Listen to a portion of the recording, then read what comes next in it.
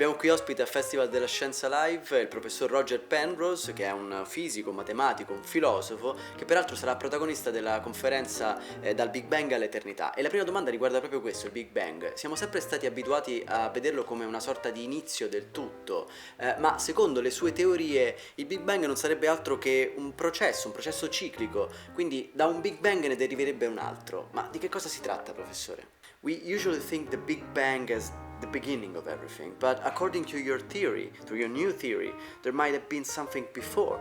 So the Big Bang is kind of a cyclical event. Could you tell me more? Well, the common view has been that the Big Bang is the origin of all things, and it's a view which I shared till about 6 years ago, when a certain idea came to me, which other people have thought of similar things earlier, including the Italian Veneziano, I should mention, but this is a little different. I've always been worried about the very special nature of the Big Bang, because the Big Bang not only would have to be the origin of the universe in normal picture of things, but also has to be a very peculiar state, which has to do with what's called the second law of thermodynamics, which tells you that things get more and more random as time goes on. And when you look at the evidence for the Big Bang, it's more or less telling you that this is about as random as it could possibly be. And that doesn't make any sense, because it's going to get more random as time goes on. So I had puzzled about how this could be, and I realized that it's the gravitational degrees of freedom which have to be, for some reason, set to very low value. And what's the reason for that? And most cosmologists didn't seem to worry about this. They barely thought about it, you see. And it seemed to me one needs an explanation. Now, one of my colleagues, Paul Todd, had a very beautiful way of expressing the condition that you need to impose on the Big Bang. And one way of understanding this condition is that there was something before it. Now, this was phrased in just a purely mathematical way, to say, well, it would be a nice way of mathematically expressing what you mean. But the idea is that when you get close to the Big Bang, go back in time, temperature goes higher and higher and higher, and it gets so high that the mass of particles becomes completely irrelevant.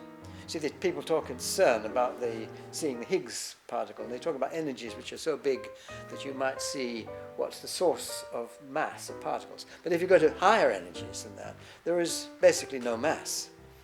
And when you have no mass, then the geometry is much more, a rather more primitive kind of geometry, which doesn't know, if you don't know mass, you don't know time.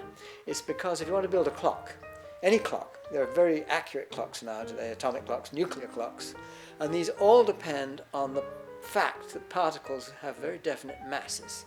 And it's the mass which determines the rate of time. In fact, particles, according to relativity and quantum mechanics, every particle is a very precise clock. It oscillates with a very specific frequency, which has to do with its mass. If it had no mass, there was no way of telling time. Now, time and space are interrelated in relativity. So if you don't know the scale of time, you don't know the scale of distance either. And this means that the geometry you're interested in is not a geometry where you know distances and times, but it's a more primitive kind of geometry where you know angles. You only know angles. Now, in relativity, what this means is you only know the speed of light. You see, that's just knowing the speed of light and nothing else. And this gives you this kind of geometry which is called conformal geometry. Again, Italians come into this because the great Italian geometer called Beltrami was a very great exponent of this kind of geometry. And so it's slightly more primitive than Einstein's geometry for his relativity, because you don't have a scale.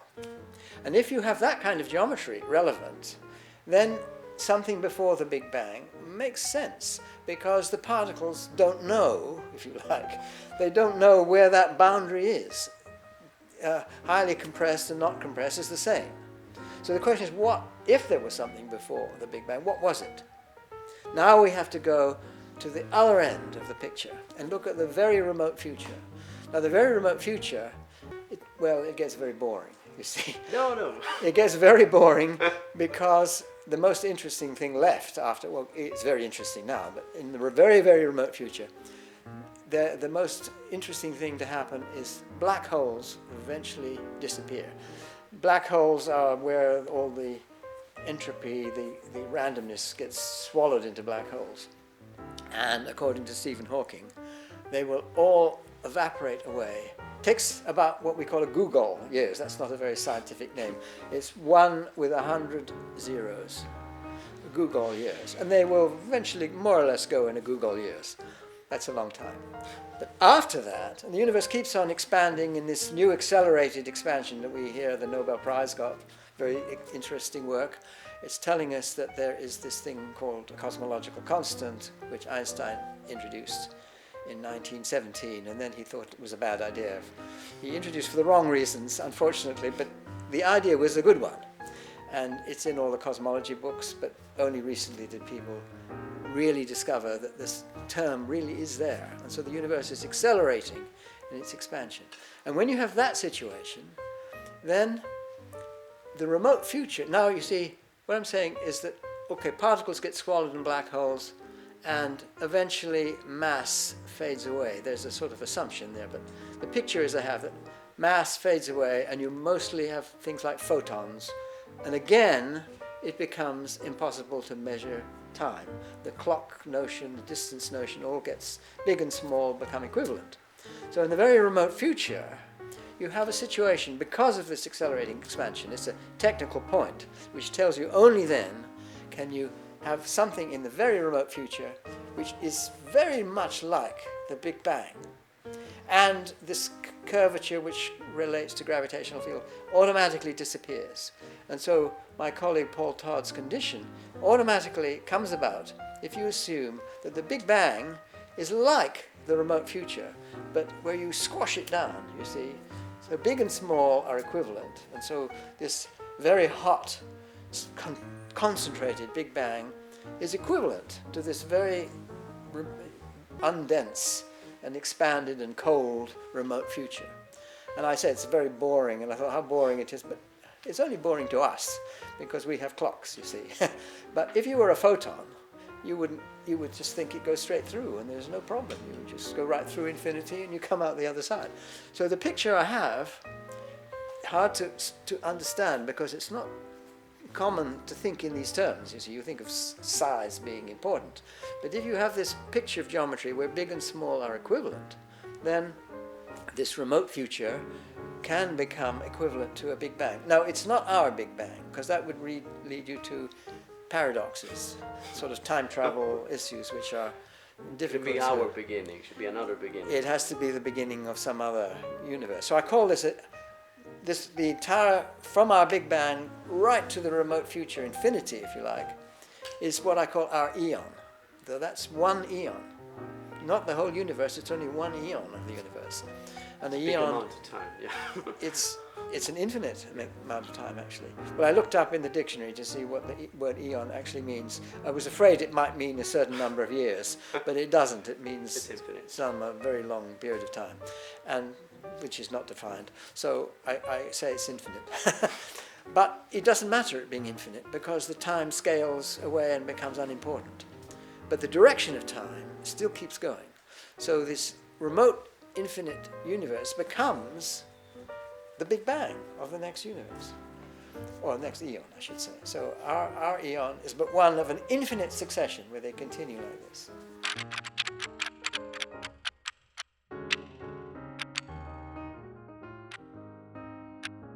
Per quale motivo, professore, crede che la nostra coscienza, il nostro pensiero non sia ripetibile, non sia simulabile all'interno di una macchina? Why do you think some part of our consciousness cannot be simulated on a computer? Well, I've for a long time been worrying. Consciousness is a thing that interested my father very much. He in fact worked on inheritance of mental conditions and so on, and so it was a subject which was of interest in our family. But I think my attitude to what was going on, I would have perhaps if it hadn't been for this, I would have believed that we were all computers or something. That's a common view that people have these days. But I learnt when I was in my first year at university, I think it was my first year, I went to courses on cosmology and quantum mechanics. I was doing pure mathematics, so these were things I did for fun. And one thing I went to was a course on logic. And I learnt about Gödel's famous theorem and Turing's ideas about what are called Turing machines, idealized computers. And it became clear from my understanding of these lectures that our understanding of what's true in mathematics is not governed by rules. And whatever rules you lay down, you can always transcend those rules. If you accept the rules, you can see how to go beyond them. And this is amazing. It's really hard to see this. You could say, okay, maybe all we do is believe these axioms and these rules, and that's all we do. And then Gödel says, no, you have to believe this too. If you believe those rules, you must believe this other thing, which is beyond the rules. So what's going on, you see? If it was, and this rules, Turing, in his idea of a computing machine, showed, idealized what rules mean and what it is to follow a computation. And this is a way, somehow it shows that the mind, in our understanding, whatever understanding means, is not something you can encapsulate in a computation. So this idea had been with me for many years, and although I am a person who believes that whatever goes on in our heads is something which is according to the physical laws, so there's not something outside physics. But what is physics? See, physics, if it is a physics that follows the rules of computation, okay, well then I'm stuck. But if there's something more in physics, then maybe that more is going on in our heads. And it seemed to me quite early on, in those days when I was a graduate student, that the biggest gap in our physical understanding is in quantum mechanics. It's not just that quantum mechanics is mysterious and hard to understand. Quantum mechanics is basically inconsistent. I mean, you follow one rule, which is Schrödinger's equation, and you suddenly change and you do something completely different. Whenever you make a measurement, you say, okay, we've done enough with you, Schrödinger, let's bring in this measurement thing. And I couldn't see, how can you change the rules in the middle? That's cheating, you see. But that's how you do quantum mechanics. It's not that it's hard to understand, it's just inconsistent. And with my mathematical background, I don't like things which are inconsistent. So it seems to me quantum mechanics is not the final answer. And I was gratified to see that 3 of the major proponents, originators of quantum mechanics, Einstein, Schrödinger, and Dirac even, thought that quantum mechanics, as we understand it now, is not the final answer. There needs to be some improvement on the theory. And if there is a big gap, maybe that big gap is not a computational thing. There is something outside computation. Well, I'd believed this for many years before I wrote my book, which was The Emperor's New Mind, the first book on this, which I got stimulated to write, mainly because I heard a radio program which was by, I think it was Marvin Minsky and Edward Fredkin, were trying to show you how computers were going to completely overtake us and everything. And I said, well, look, if you believe we are just inferior computers, yes, you're completely right. But then I never believed that anyway, you see. So it seemed to me that there was a big gap, and it was a point of view I had never seen expressed. So I had in mind for a long time I would write a book of a sort of popular or semi-popular nature. And this gave you the focus. So this was The Emperor's New Mind when I wrote that book.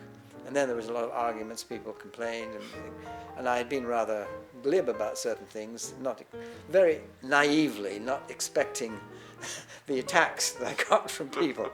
And then I wrote another book to try and explain what I really meant, you see.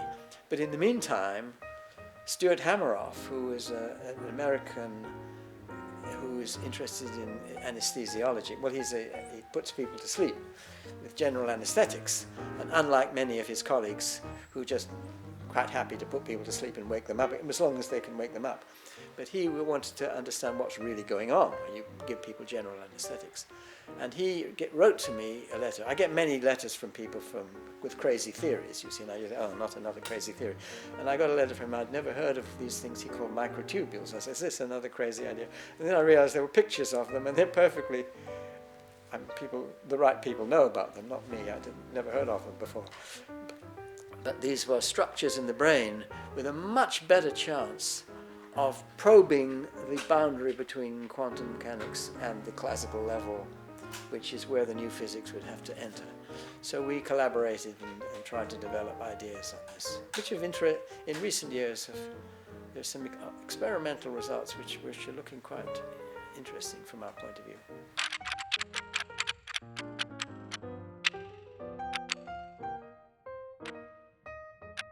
In una conferenza del How the Light Gets In Festival raccontava le somiglianze che ci sono tra il lavoro di scrittore e quello di scienziato. Nel particolare si riferiva a una discussione che aveva avuto con Alan Lightman. Ma qual è il rapporto tra scienza e immaginazione? In a speech of How the Light Gets In Festival, you were talking about the similarities that you can find between the process of writing a novel and doing science. Actually, you were referring to an encounter that you had with Alan Lightman. What's the relationship between science and imagination? Sometimes people think, imagination, things you might need to write novels and so on, is very different from science, but that's certainly not true. Imagination is vital, and imagining worlds that you might not believe in is important. It's very important in mathematics. You might think mathematics, okay, you follow the rules that you're supposed to, but all the time, one of the most powerful things in mathematics is a procedure known to the Greeks. It was a very ancient procedure called reductio ad absurdum, which is you imagine an impossible world. You think, is this true? So how do I show this is true? Well, let's imagine it's not true. And so you imagine what you can do, and it's a completely world. You say, is this possible? And can you construct this world where that's true? And you hope you will find, no, it's impossible. You try to drive yourself into a corner where the world turns out not just imaginary, but completely, it couldn't exist, you see. And then you've won. But usually what happens is you do that, and you think, well, maybe it can, you see. And then you realize perhaps this imaginary world really is a possible world. And perhaps I was wrong to think that. And you go the other way, you see. Say, well, let's imagine the other way around, you see. So often the arguments where you don't know what's true. And so you have to put yourself into a world that you don't necessarily believe in. And it's you like want to see a labyrinth. Like you have to try roads. You try all possible ways of going. You see, can it be this? And then you say, well, if does this work? And you say, well, you try something that goes against that. It's all this kind. You're playing a game with yourself all the time. And but it's all done in the imagination. I mean, okay, you may write things down and so on too, but often just thinking about these things is absolutely crucial. And as I say, imagining worlds that you don't believe in, you see, which is the same in a sense. I once went to a lecture by Alan Lightman, who is both a novelist and an astrophysicist, and he gave a talk which was trying to show you the connections between writing a novel and doing science. And so he had experience of both things. And he said, well, you might think, when you write a novel, I mean, science is very precise. You're constrained in this way, and this way, and this way. You might think, when you're writing a novel, well, you write anything you like. He says, no, it's not like that. Because you have your characters. The characters have their personalities, and they have fit into other people, and you're driven in certain ways. And you don't have that much choice. They have to do certain things, because that's what these characters are like. And you're very constrained. It's not so unlike doing scientific work. And I found that very striking, and I'd never thought of that before. It was a revelation to me.